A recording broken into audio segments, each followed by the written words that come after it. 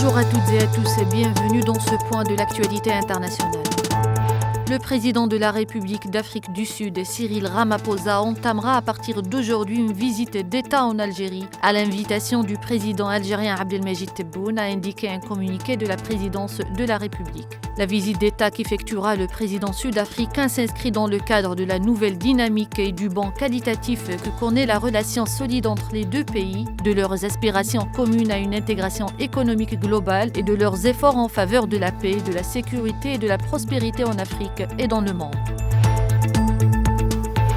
Le président sud-coréen Yoon Suk-yeol a accepté aujourd'hui la démission du ministre de la Défense Kim Yong-hyun, a annoncé la présidence en ajoutant que le chef de l'État a nommé l'ambassadeur en Arabie Saoudite, Choi Byung-hyuk, comme nouveau candidat au poste de ministre de la Défense.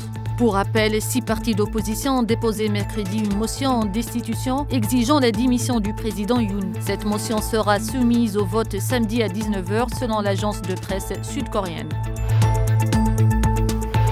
Au lendemain d'une censure historique, le Premier ministre français Michel Barnier s'est rendu ce matin au palais de l'Élysée pour remettre la démission de son gouvernement au président Emmanuel Macron, qu'il a reçu avant de consulter les présidents des 2 chambres du Parlement et de s'adresser aux Français à 20h. Michel Barnier, renversé la veille par 331 députés, a quitté l'Élysée vers 11h après une heure d'entretien avec Emmanuel Macron. L'annonce officielle de la démission de son gouvernement est attendue. L'accord de défense mutuelle entre la Russie et la Corée du Nord est entré en vigueur, a annoncé aujourd'hui le ministère russe des Affaires étrangères dans un communiqué. Les vice-ministres russes et nord-coréens des Affaires étrangères ont échangé aujourd'hui à Moscou des lettres de ratification de ce document qui prévoit notamment une aide militaire immédiate réciproque en cas d'attaque contre l'un des 2 pays selon la même source.